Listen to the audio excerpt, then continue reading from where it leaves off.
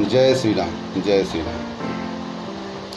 आज राम जन्मभूमि पे मैं अपनी खुद की रचना है जो आप लोग सुनाने जा रहा हूँ, शायद आप लोग अच्छा लगे सुनिए। अयोध्या में जुटे लागल जहनवा, तब बने लागल राम लला के भवनवा, त होई अब पूजनवान हो। अयोध्या में जुटे लागल जहनवा, तब बने लागल राम लला के भवनवा, त होई अब पूजनवान हो।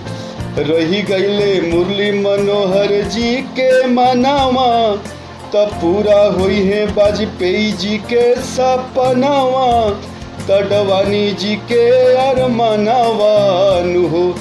अयोध्या में जुटे लागल जहनवा, तब बने लागल राम लला के भवनवा, त होई अब पूजनवान हो।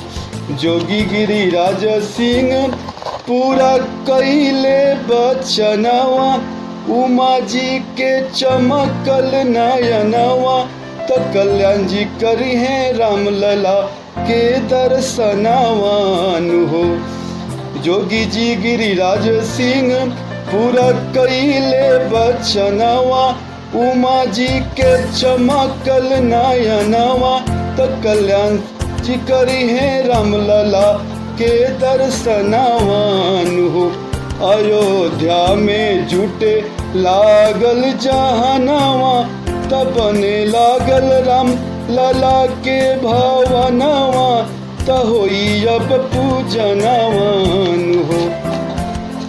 मोहन भागवत मोदी जी बनले देश के रतनवा, अरविंद राय गवेले गनावा, लगाई के धयनवान हो।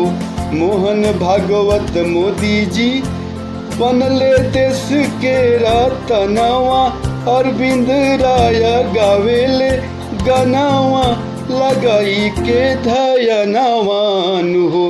अयोध्या में जुटे लागल जहनवा, त बने लागल राम लला के भवनवा, त होई अब पूजनवान हो, त होई अब पूजनवान हो। जय श्री राम, जय श्री राम।